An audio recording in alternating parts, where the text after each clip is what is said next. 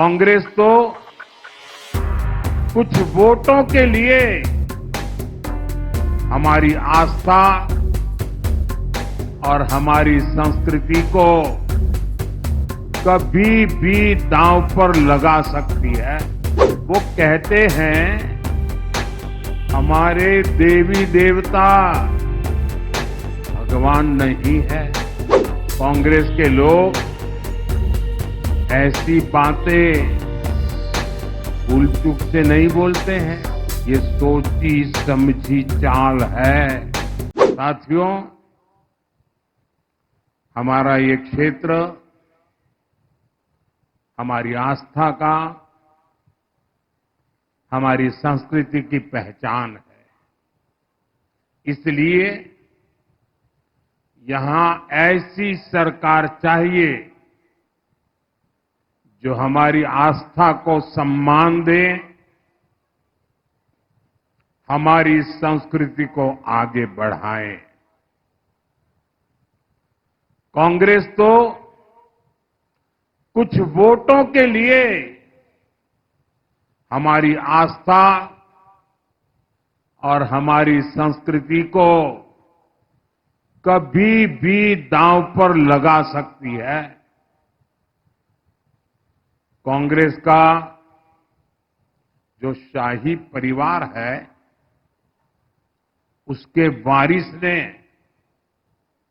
हाल में विदेश में जाकर क्या कहा है, ये आपने भी सुना होगा। वो कहते हैं हमारे देवी देवता भगवान नहीं है। हिंदू धर्म में गांव-गांव में देवियों को, देवताओं को पूजने की परंपरा है। हम इष्ट देवों को मानने वाले लोग हैं। और ये कांग्रेस वाले कहते हैं कि देवता भगवान नहीं होते। क्या आप उनकी बातों से सहमत हैं? आप सहमत हैं? क्या ये हमारे देवताओं का अपमान है कि नहीं है? और ऐसा अपमान करने वालों को सजा मिलनी चाहिए कि नहीं मिलनी चाहिए? सजा देंगे, जी भर के सजा देंगे। कांग्रेस के लोग ऐसी बातें भूल चूक से नहीं बोलते हैं, ये सोची समझी चाल है।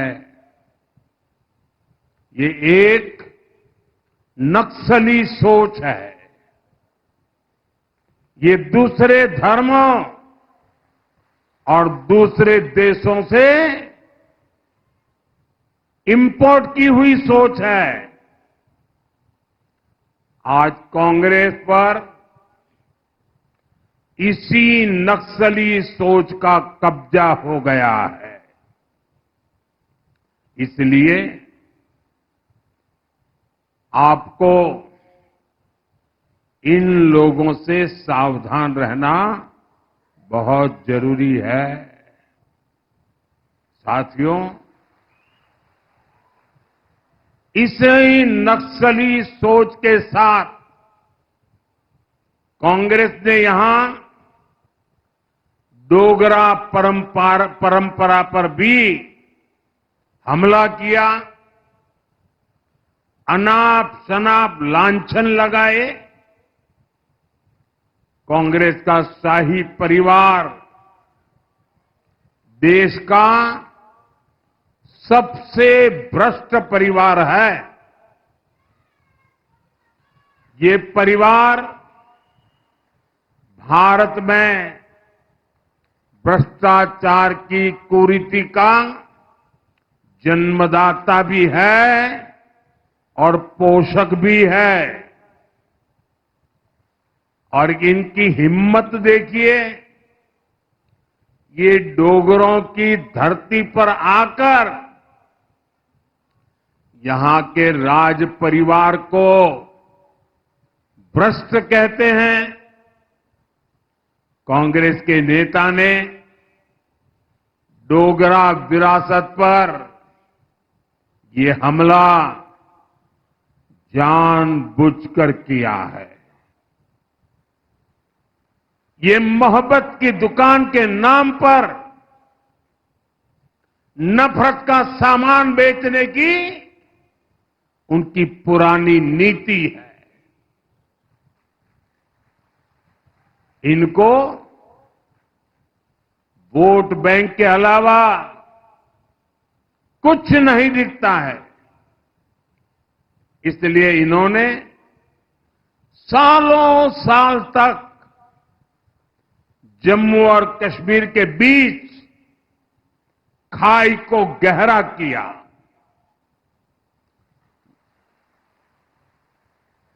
जम्मू के साथ हमेशा हमेशा भेदभाव किया,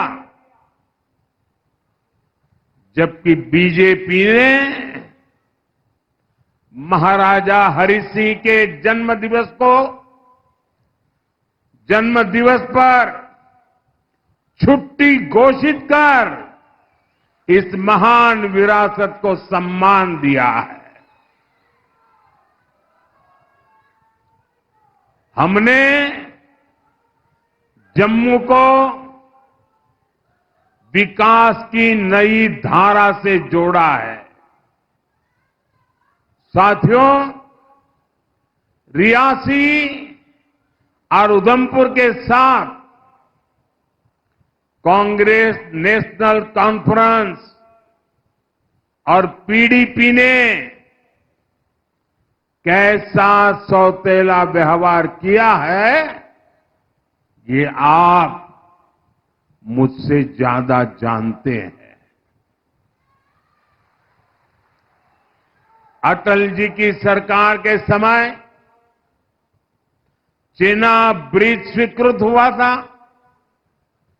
लेकिन कांग्रेस एनसी की सरकार ने इसकी फाइल को दबा दिया। आपने मोदी को और भारतीय जनता पार्टी को ये काम सौंपा। आज ये शानदार पुल सुविधा के साथ साथ आकर्षण का भी केंद्र बना हुआ है। पेरिस के जिस एफिल टावर की इतनी चर्चा होती है, जहां लोग सेल्फी खींचने जाते हैं, ये चेनाब ब्रिज उससे भी कई फीट ऊंचा है। आज दुनिया भर में हमारे खूबसूरत चेनाब ब्रिज की तस्वीरें छाई हुई है। साथियों, भाजपा कैसे काम करती है,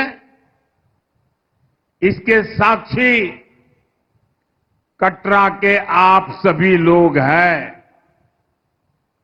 जब हमने देश में वंदे भारत जैसी सेमी हाई स्पीड ट्रेन चलाने का फैसला किया, तो शुरुआती ट्रेन कहां से चली?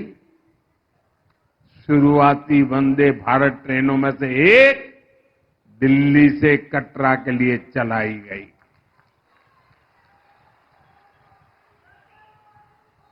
आज दो वंदे भारत ट्रेनें यहां दिल्ली से पहुंचती है। पहले जब मैं यहां आता था तो रेलवे स्टेशन की हालत बहुत खराब थी। बीते वर्षों में कटरा रेलवे स्टेशन और रियासी रेलवे स्टेशन में नई सुविधाओं का निर्माण हुआ है।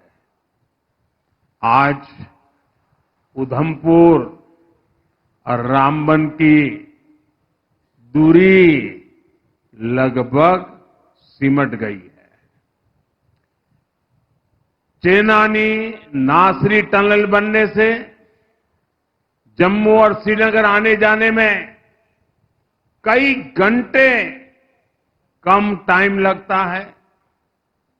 ऐसी कई टनल जम्मू कश्मीर में बन रही है, जिससे हमारा ये राज्य देश के सबसे कनेक्टेड राज्यों में से एक बन रहा है। दिल्ली कटरा एक्सप्रेस वे पर भी तेजी से काम चल रहा है। इसलिए दिल्ली आना जाना और आसान होगा। इससे यहां फल और सब्जी के किसानों को भी बड़ा बाजार मिलेगा।